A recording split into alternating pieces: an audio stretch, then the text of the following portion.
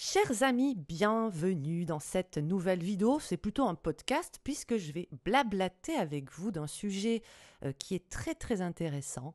Nous allons parler aujourd'hui de perversion narcissique et nous aborderons aussi brièvement le trouble de la personnalité narcissique qui sont deux choses bien distinctes et on va en parler.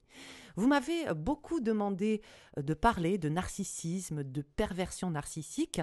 C'est un terme qui est déjà en lui-même un pléonasme. Perversion narcissique. Pourquoi ? Parce que par définition, le pervers est de par nature narcissique. L'inverse n'est pas forcément vrai, à savoir que le narcissique n'est pas toujours et heureusement un pervers. Alors, le terme perversion narcissique, c'est pas un terme qui est reconnu scientifiquement, cliniquement. Ce n'est pas un diagnostic. Le diagnostic dans le DSM-5, c'est le diagnostic du trouble de la personnalité narcissique qui partage quand même certaines caractéristiques avec la perversion narcissique, mais qui a des traits bien distincts que j'évoquerai plus tard. Aujourd'hui, on va se concentrer sur ce terme. Je vais dire PN tout au long du podcast. Sachez que je parle de pervers narcissique quand j'utilise PN, vous connaissez le terme. Et on va se concentrer sur ce terme qui est très à la mode et beaucoup en France. On va le voir aussi dans un instant. Depuis maintenant, je vous dirais, pas mal d'années. C'est un terme qui est utilisé un peu comme un fourre-tout, qui est très galvaudé. C'est vrai que dès qu'on a tendance à pas trop aimer quelqu'un ou qu'on trouve un peu quelqu'un de méchant, bof, on va lui dire toi c'est un PN, il ou elle est un pervers ou une perverse narcissique. C'est vrai qu'on l'utilise un peu n'importe comment. Ma formatrice en criminologie, elle a eu ce rappel lors d'un cours qui était extrêmement intéressant que je vais vous partager. Elle s'appelle Camille Geffroy, pour la citer, pour lui rendre honneur. Et elle a expliqué qu'en fait le terme PN était vraiment spécifiquement français. Elle explique en fait cela par le fait que la France, c'est un pays qui a une culture qui va être extrêmement portée sur l'analyse. D'ailleurs, en découle la psychanalyse, contrairement à d'autres pays, notamment aux pays anglo-saxons par exemple. Et donc, on a une culture qui aime énormément décortiquer les concepts, qui aime retourner un petit peu les choses dans tous les sens et qui a un goût prononcé également pour le pathos. Au niveau de la pensée, au niveau de l'intellect, la France, elle est dans une espèce d'errance permanente et de questionnement permanent. Donc en fait, ce terme pervers narcissique, c'est parce que il est venu assouvir quelque part ce besoin qu'on a, plutôt ce goût qu'on a de poser des étiquettes, de tout bien ranger dans des cases, de tout bien, il faut que tout soit bien catégorisé. Autrement, le français, il est pas bien, il se sent pas bien. D'un point de vue scientifique, la perversion, c'est la résultante d'une organisation complexe de la personnalité, mais ce n'est pas une personnalité en soi. C'est-à-dire qu'on ne va pas résumer quelqu'un à la perversion ni à la perversion narcissique. On ne peut pas réduire une personne à ça. On ne peut pas réduire une personne à tu es un PN. C'est une résultante d'une organisation complexe de la personnalité. L'exemple, c'est par exemple qu'on peut vivre avec des traits qu'on va attribuer à la perversion, mais du moment que l'ensemble de la structure, l'organisation de la personnalité, elle arrive à nuancer ou à réguler, eh bien on peut tout à fait vivre avec tel ou tel trait. Vous voyez, je ne sais pas si j'étais très claire, mais en gros, on peut tout à fait vivre avec du moment que c'est régulé, du moment que c'est nuancé.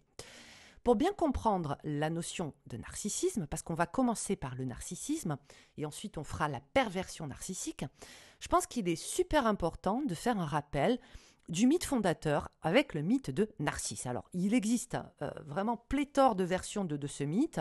Vous devez déjà avoir entendu parler de ce mythe. Et il va nous permettre de comprendre toutes les pathologies en lien avec ce qu'on appelle la faille narcissique. Donc, dans le mythe, on a Narcisse, sa mère c'est une nymphe, son père est un dieu, et Narcisse est un beau gosse. Il est d'une beauté exceptionnelle, mais il est également extrêmement vaniteux. Il recale un petit peu tout le monde, il attire l'attention de tout le monde, des jeunes gens, des nymphes, mais lui, il est inaccessible, il ne veut personne. Et la jeune Écho, qui est une nymphe, elle va en subir les conséquences. elle va tomber follement amoureuse de Narcisse, mais il va, comme tous les autres, la recaler, si bien qu'elle va se laisser dépérir et il ne restera d'elle que sa voix, d'où l'écho. Voilà, c'est joli.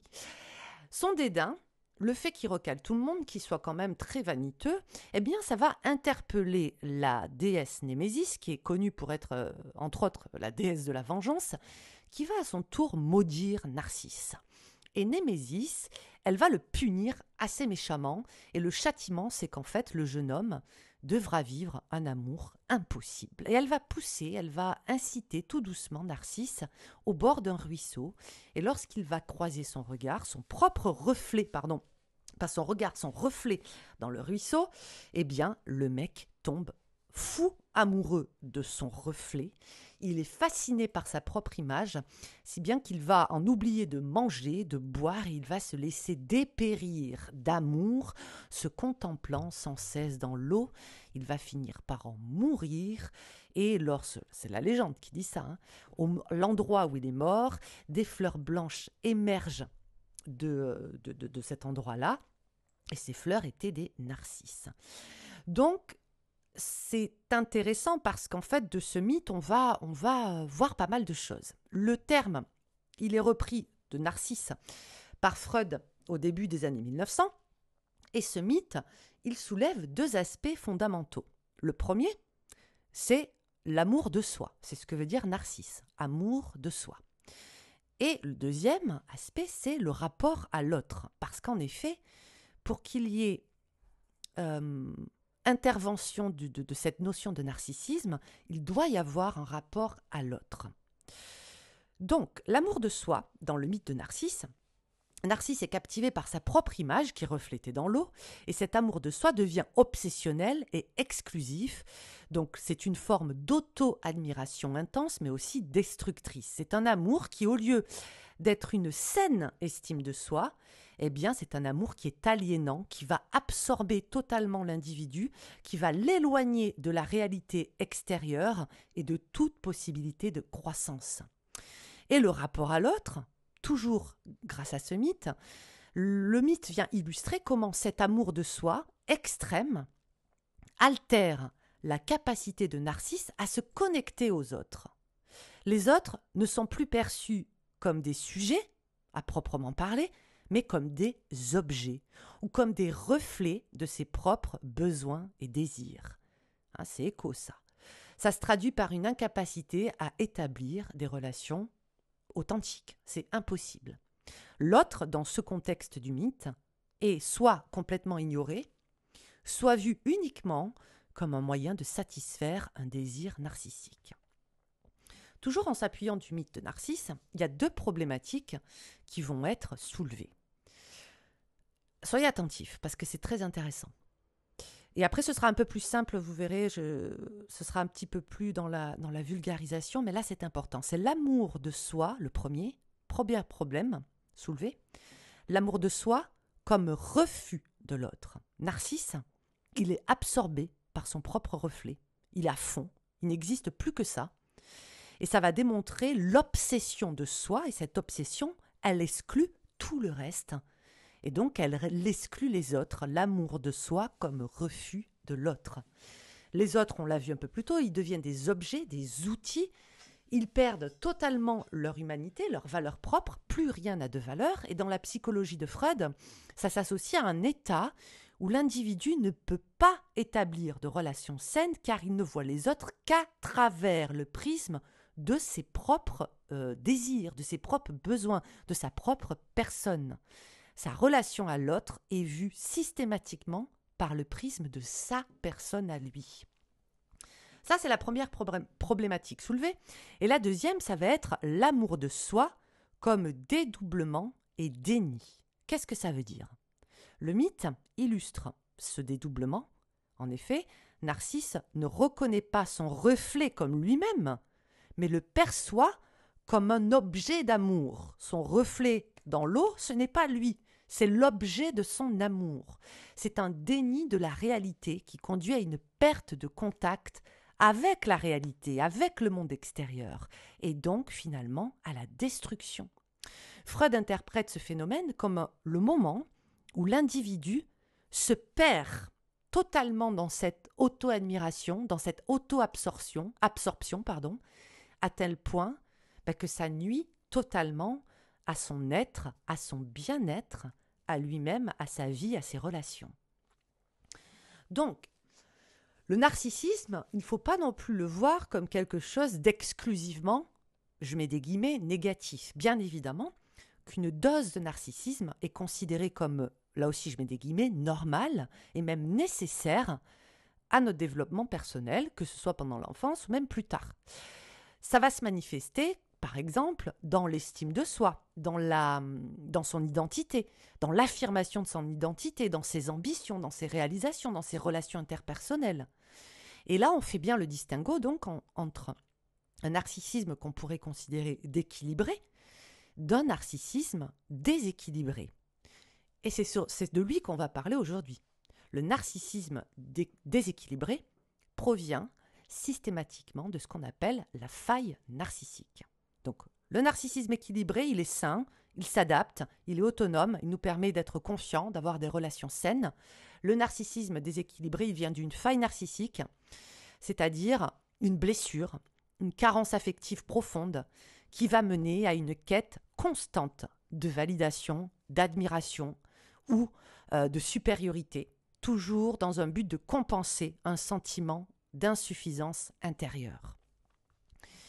Et là, on va avoir deux facettes bien distinctes, même s'il y a des nuances, je vais vous donner les deux facettes, vous allez les reconnaître, du narcissisme. Il va y avoir le narcissisme grandiose, grandiloquent, j'ai déjà vu ça dans quelques livres, grandiloquent, grandiose, et ce qu'on appelle le narcissisme vulnérable ou caché parfois.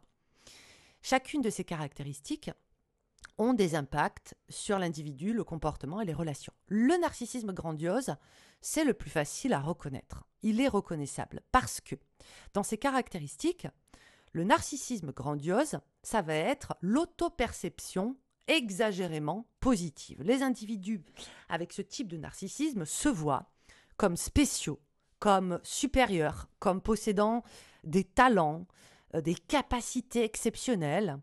Ils peuvent comme ça afficher un espèce de sentiment de droit. Voilà, ils ont droit à, voilà, ils ont l'accès à. Ils exigent une admiration, que ce soit de manière explicite ou implicite, une admiration constante et un besoin de privilège. Dans leur comportement, ils sont parfois arrogants, exhibitionnistes, ils peuvent faire preuve d'agressivité, ils ont une propension à exploiter les autres. Ils n'ont pas vraiment d'ailleurs de considération pour les sentiments des autres, donc il va y avoir de la manipulation, du mensonge, de la dévalorisation, tout ça. Et ils s'entourent aussi de personnages qui les mettent en valeur. Donc, ils cherchent souvent le prestige. On va y revenir quand on parlera des pervers narcissiques. Mais voilà, c'est quelque chose après lesquels ils courent. Donc, dans sa manifestation, le narcissique grandiose, le narcissisme grandiose, il est extériorisé, il est visible. Et on peut qualifier ces personnes, de prime abord, comme des personnes confiantes, charismatiques ou même charmantes, d'ailleurs. Et ça peut rapidement basculer vers de l'arrogance, de l'agressivité quand elles vont se sentir menacées, critiquées, etc. Donc ça, c'est le narcissisme grandiose qu'on connaît. Et c'est d'ailleurs comme ça qu'on se figure souvent le narcissique. Mais vous allez voir qu'avec le narcissisme vulnérable, on est sur quelque chose de totalement différent. Parce qu'on a affaire ici à un narcissisme qui est beaucoup plus introverti, qui est parfois même caché, et qui va se caractériser par une estime de soi fluctuante. Une espèce d'hypersensibilité, hyperdépendance aussi au jugement des autres. Les individus ressentent un besoin constant de validation externe. Ils peuvent éprouver de la honte, ils peuvent éprouver de l'envie, de la colère, quand ils ne reçoivent pas cette admiration, cette reconnaissance. Donc, vous voyez, c'est beaucoup plus subtil, parce qu'on a affaire peut-être à des personnes timides, introverties, etc.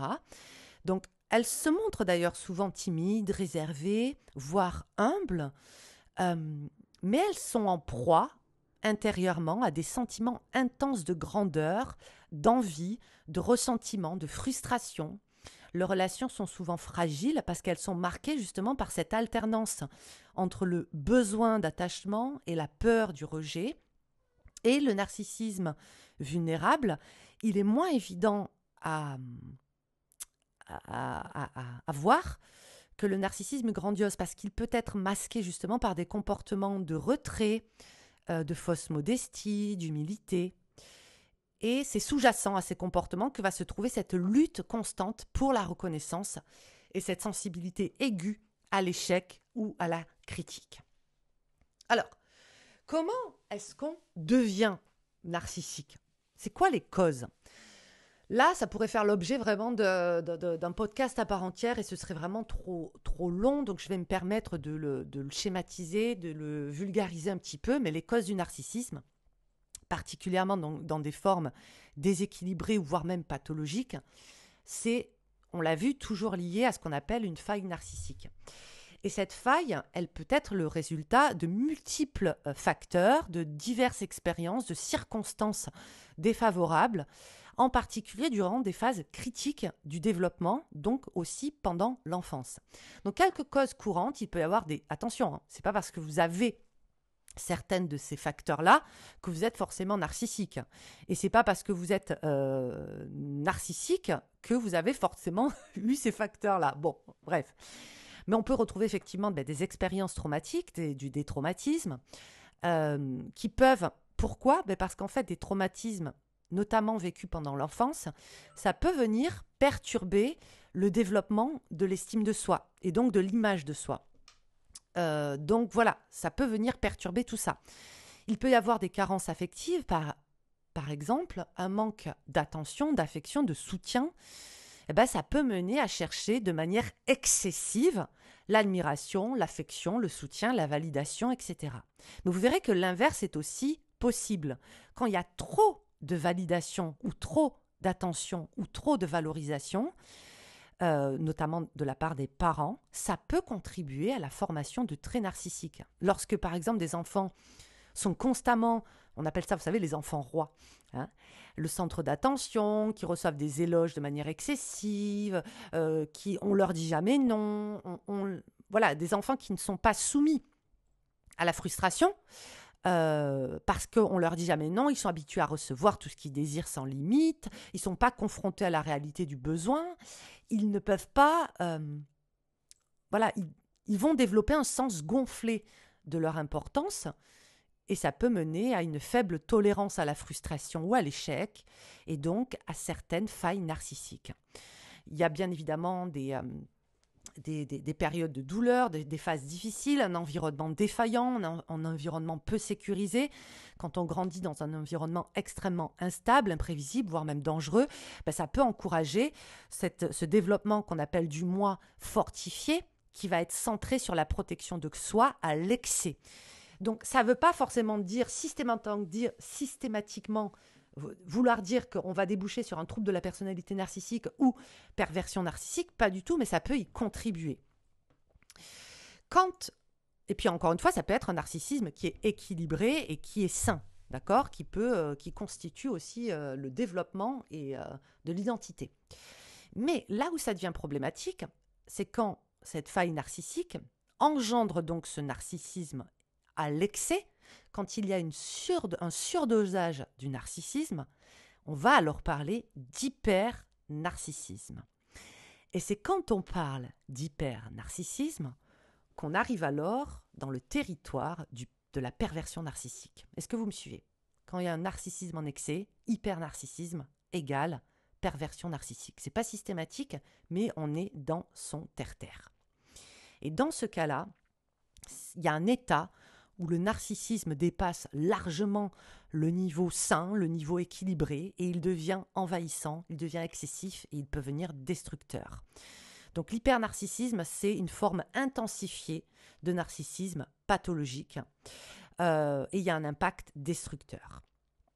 Toujours, notamment l'impact sur les relations, sur le fonctionnement personnel, sur les relations qui vont être souvent toxiques et chaotiques, le bien-être de l'individu et des personnes avec qui il est en relation est gravement compromis, etc., etc. On va y venir, justement. Et à l'inverse, puisqu'on a parlé d'hyper-narcissisme, on peut parler d'hyponarcissisme. Ce terme, il est bien moins utilisé et pourtant il est tout aussi important.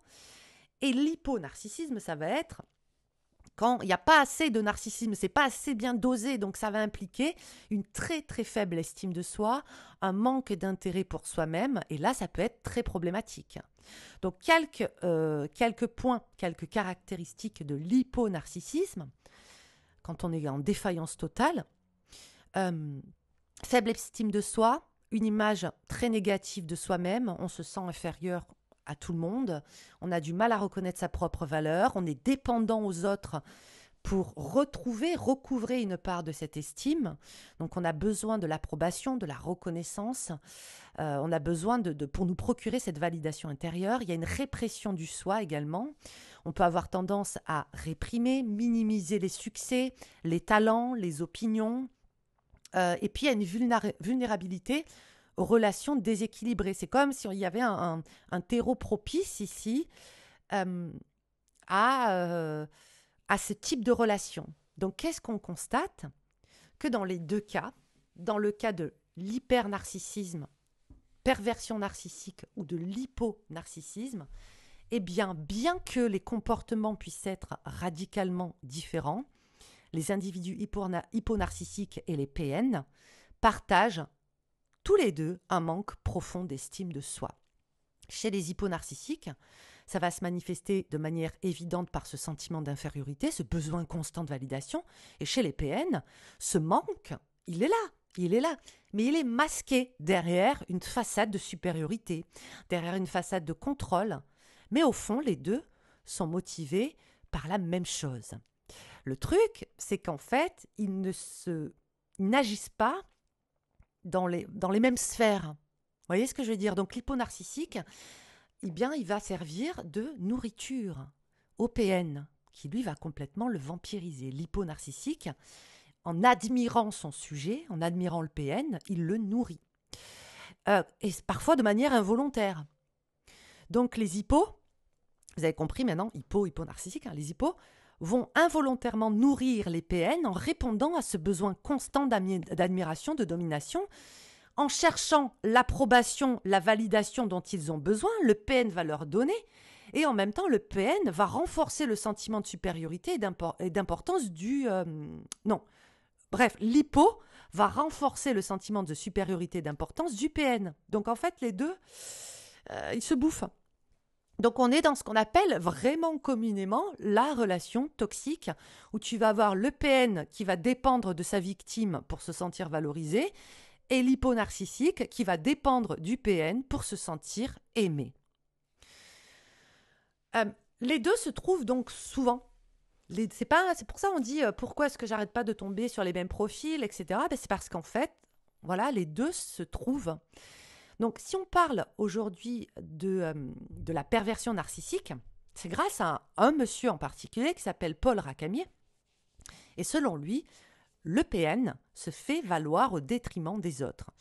Pour Paul Racamier, qui est un psychiatre, un psychanalyste français, il a grandement contribué à la compréhension et à la conceptualisation de ce terme, PN, pervers narcissique. Et je vais vous donner quelques clés extrêmement intéressantes.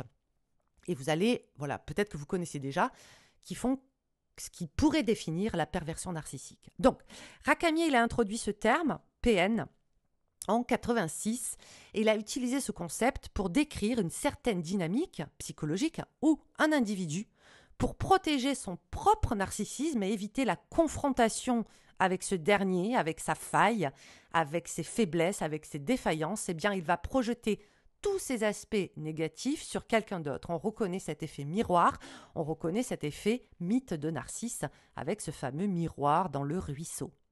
Donc ça implique effectivement un besoin et un plaisir qui prévalent de se valoriser soi-même au détriment d'autrui.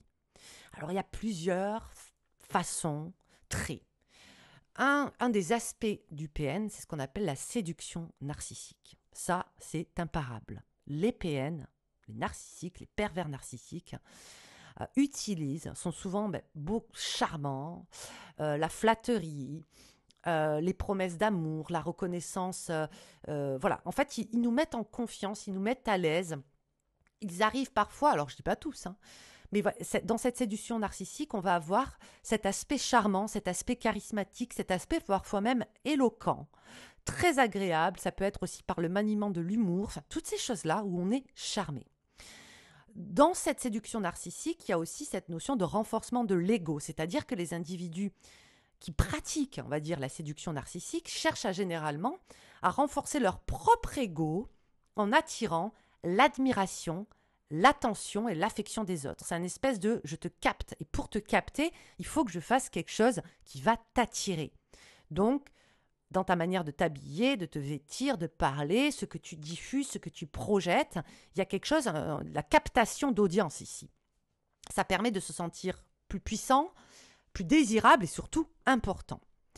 On note aussi une espèce d'instabilité, de superficialité. Dans la séduction narcissique, on n'est pas motivé par un désir véritable de connexion humaine, d'intimité émotionnelle. Le PN a absolument rien à foutre, même si ça peut être l'impression qu'il ou elle donne. La connexion, elle reste souvent très superficielle et peut être très rapidement abandonnée. Voilà, on peut très bien passer à autre chose très vite. Et puis il y a, dans le contexte des relations, le partenaire qui va être d'abord idéalisé. Dans cette phase de séduction, vous allez être absolument charmé parce qu'on va aussi vous complimenter, vous allez être idéalisé, mais ça aussi, ça fait partie du stratagème. Ensuite, il y a ce qu'on appelle le déni de l'autre. Le PN, il est dans le déni de l'autre. Ça va faire référence à une attitude ou un comportement où l'individu refuse de reconnaître l'existence, les besoins, les sentiments, les droits d'autrui. Dans ce processus, l'autre, comme on l'a vu, est objectisé, est déshumanisé, est ignoré ou traité comme s'il n'avait pas de valeur propre. Mais ça, il ne va pas vous le montrer de prime abord. De prime abord, il va vous séduire. Et puis ensuite, vous allez voir, ou pas, vous serez sous emprise, vous ne vous apercevrez pas de ce déni. Mais effectivement, comment ça se traduit ? Par une absence d'empathie. La caractéristique centrale du déni de l'autre, c'est le manque d'empathie. L'individu ne reconnaît pas, ne se préoccupe pas de ses émotions, des besoins, des expériences des autres, incapacité de se mettre à votre place et de comprendre ce que vous éprouvez. Il y a la notion d'objectification, donc l'autre peut être vu et traité comme un objet, ça on l'a vu. L'invalidation, il peut y avoir pas mal de gaslighting, c'est-à-dire que vos sentiments, vos pensées, vos paroles vont être régulièrement invalidés, minimisés ou jugés comme pas valables, valides. En gros, vous êtes le fou ou la folle dans l'histoire. Donc, sarcasme, critique, indifférence, tous les moyens sont bons. Il y a le contrôle et la domination. Le déni de l'autre est souvent accompagné d'une volonté de contrôler, de dominer, donc de vous priver d'autonomie et de liberté. Donc ça va être peu à peu vous couper de vos contacts, de votre vie sociale, toutes ces choses-là. La dévalorisation, le besoin de supériorité, le plaisir de dominer. Donc ça, on l'a vu.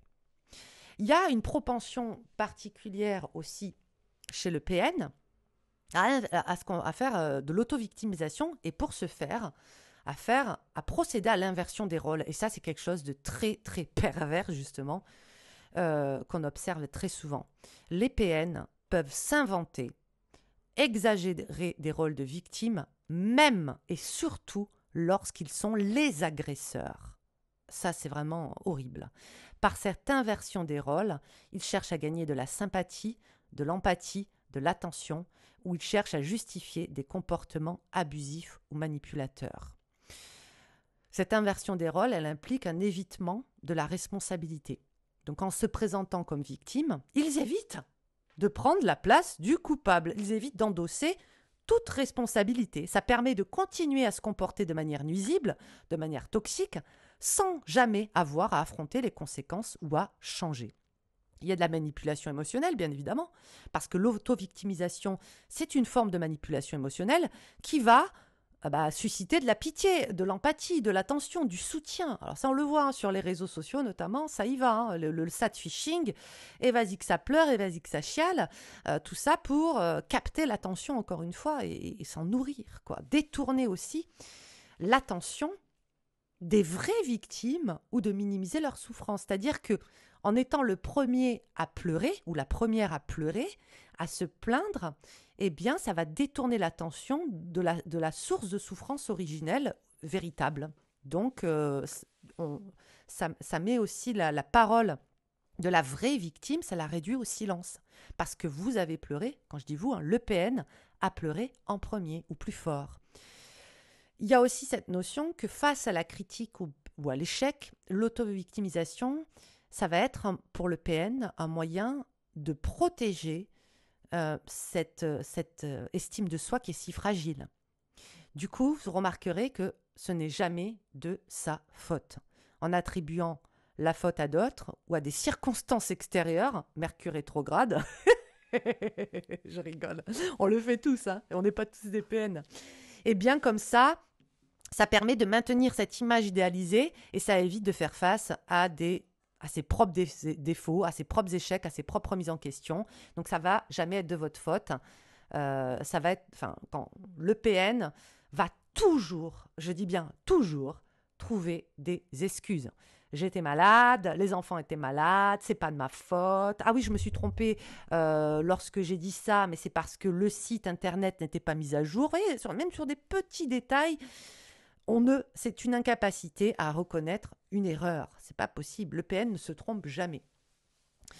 Il y a une notion aussi qui est très très frustrante pour les personnes qui sont victimes de PN, c'est cette propension qu'ils ont, il et elle, à rationaliser et à tout justifier. Donc le PN est très doué pour ça, donc on va rentrer aussi là dans des champs un petit peu presque de mythomanie, de mensonge, parce que pour justifier ces actions, se voyant eux-mêmes, même si ça doit nuire à l'autre, ils vont se présenter tantôt, je l'ai dit, comme des victimes, ou alors comme des héros dans leur récit. Parce que comme ça, il y a toujours cette notion de renforcer cette image, tout en dévalorisant les autres.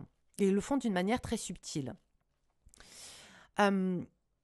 Selon Racamier, les PN utilisent des mécanismes de défense spécifiques tels que le clivage, la projection. Ils nient la réalité de leurs propres défauts et vulnérabilités, les clivent de leur conscience, c'est-à-dire que ça n'existe plus. Ça n'existe plus.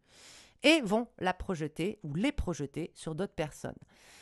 Donc, clivage plus projection. Clivage plus projection. Ça, toujours dans le but de maintenir l'image idéalisée qu'ils ou elles ont d'eux-mêmes, tout en se valorisant et en manipulant autrui. Donc, on l'a vu, leur relation aux autres, il y a ce trio gagnant manipulation, domination, exploitation. Il y a bien évidemment l'importance de la relation d'emprise dans la perversion narcissique, où le pervers narcissique établit un lien de domination psychologique sur sa victime. Et ces liens-là sont sous couvert d'amour, d'entraide et de sollicitude, c'est-à-dire que c'est toujours par amour, d'accord ? Donc encore une fois, une manière de faire culpabiliser l'autre. Il y a aussi Racamier qui observe que les PN ont un refus fondamental de reconnaître et d'accepter la séparation et la différence entre eux et les autres. Ils cherchent à annihiler l'autonomie et l'identité de l'autre pour éviter de faire face à leur propre vide interne et leur douleur. Ça, c'est très intéressant. Bon, alors, ça, c'est quelques points. Quelques points parce que la liste, elle est non exhaustive et il y en a bien d'autres. Du coup, vous m'entendez beaucoup parler des PN, des pervers narcissiques, mais quelle est la différence entre le pervers narcissique et le trouble de la personnalité narcissique ? Le trouble de la personnalité narcissique, on l'a vu, il figure dans le DSM-5. Le PN, la perversion narcissique, n'est pas reconnu scientifiquement, médicalement parlant. Mais ils ont quand même certains traits communs. Notamment le sentiment constant de supériorité, de mégalomanie chez les personnes atteintes de troubles de personnalité narcissique, avec tous les deux le sentiment, la quête de prestige, la quête de pouvoir, et cette faculté, si c'en est une, à fantasmer sa vie et à vivre toute sa vie autour de ça, avec sans cesse un risque d'effondrement. Donc un besoin d'être admiré, une propension à surestimer ses capacités, une exagération des accomplissements, de l'arrogance, du mépris, un manque cruel d'empathie, une absence de lucidité, vraiment, quant à ses propres failles narcissiques, manipulation, construction d'un faux moi, sentiment que tout leur est dû, une lutte permanente contre les angoisses d'abandon, les craintes d'effondrement. Voilà, donc en gros, c'est les similitudes qu'on retrouve. En fait, plutôt que de parler de perversion narcissique, les psychiatres, les médecins, ils peuvent décrire un individu avec un trouble de la personnalité narcissique avec des traits ou des symptômes d'autres troubles, comme par exemple des traits antisociaux, des traits paranoïaques, des traits sadiques. Vous voyez, donc ça reflète plus une approche plus fragmentée, mais peut-être aussi plus précise de la classification des troubles mentaux.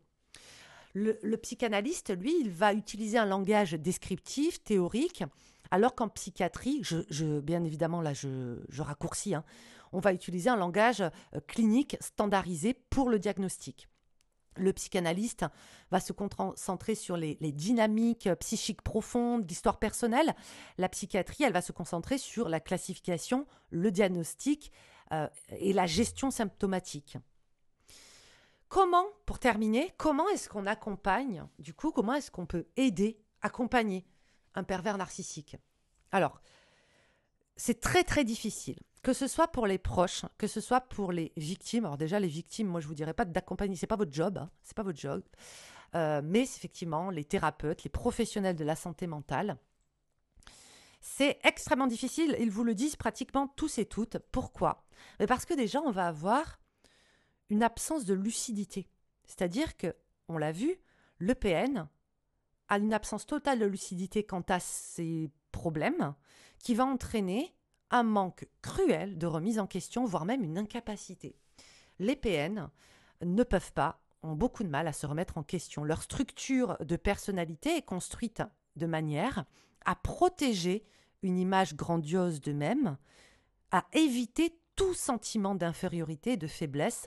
Donc pour eux, admettre des erreurs, des lacunes ou même juste des besoins d'amélioration, eh bien parfois, ça peut être perçu comme une menace pour leur identité même. C'est-à-dire que le fait de dire j'ai besoin de m'améliorer par rapport à ça, ça peut être perçu, ressenti comme un effondrement de son identité. Du côté du PN, c'est aussi difficile de les accompagner parce qu'il y a cette fragilité du moi. Donc malgré une apparence extérieure parfois de confiance, de supériorité, de charisme, blablabla, eh bien le PN ont un moi très fragile. Toute critique, toute suggestion de changement peut être vécue comme une attaque. Bam, bam, bam. Conduisant, alors ça on le remarque aussi, hein, c'est pour ça que le débat est très très difficile avec un PN, parce que ça, c'est une attaque. Et donc, on va avoir affaire à des réponses sur la défensive, en colère ou bien en déni total. Enfin bref, c'est très compliqué.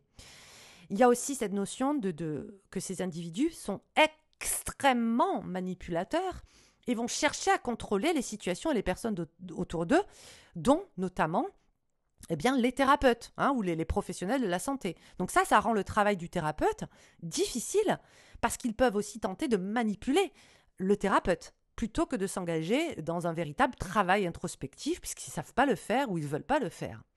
Donc il y a cette résistance au changement. Le changement va impliquer une reconnaissance de leur état, et ça, les PN sont très réticents à le faire. Donc ils vont avoir tendance, ce qu'ils font souvent, c'est que même en étant suivis, même en ayant un suivi psychologique ou psychiatrique, à intellectualiser la thérapie sans s'engager émotionnellement. Parce qu'il y a aussi une absence de motivation pour le changement. Donc sans une reconnaissance claire des problèmes et des comportements néfastes, forcément, puisqu'il y a une absence de lucidité, puisqu'ils ne reconnaissent pas leur tort, à quoi ça sert de changer? Donc il n'y a pas de motivation. Il n'y a pas de motivation au changement. La motivation intrinsèque pour changer ne sont pas là. Donc les interventions et les thérapies peuvent être perçues comme inutiles ou menaçantes, ou alors ils vont essayer de les contrôler, de les manipuler et de travailler sur tout sauf sur leurs failles narcissiques. Ça aussi, c'est très compliqué, mais ça, c'est du ressort des professionnels et pas du mien. Moi, je suis là en simple criminologue qui observe, qui étudie ces phénomènes-là, chers amis. Si vous avez été confronté ou vous êtes confronté à une personne ayant des failles narcissiques qui peuvent s'apparenter à de la perversion narcissique, sachez que vous n'êtes pas tout seul. Essayez de vous approcher dans un premier temps. Moi, ce que je vous recommanderais, c'est d'un professionnel de la santé, d'accord, un professionnel de la santé mentale, parce que vous avez le droit d'être aidé, vraiment. Vous avez peut-être besoin d'être aidé. Je vous donne à mon humble échelle tout mon amour, tout mon soutien. Si vous avez une expérience à partager que vous avez envie de mettre dans les commentaires, n'hésitez pas. Bien évidemment, si ça vous a fait penser à certaines personnes que vous connaissez, etc., ne les taxons pas tout de suite de PN. Hein, c'est la perversion narcissique ou même le trouble de la personnalité narcissique. Bon, ça, c'est un professionnel de la santé qui pose un diagnostic. Et puis, c'est pas aussi binaire qu'on le pense. Il y a plein de nuances. On peut, nous aussi, avoir des comportements de pervers narcissiques parfois. Vous voyez, il y a différents degrés, il y a différentes nuances. Donc, soyons tolérants, soyons open. Et puis, voilà, ne résumons pas quelqu'un à ça, puisque ce n'est pas sa personnalité non plus. Je vous embrasse bien fort, je vous dis à très vite pour un prochain podcast. J'espère que ça vous a plu. N'hésitez pas à mettre des petits pouces, commentaires, tout ça. Et puis, à tout bientôt. Des bisous, ciao, ciao.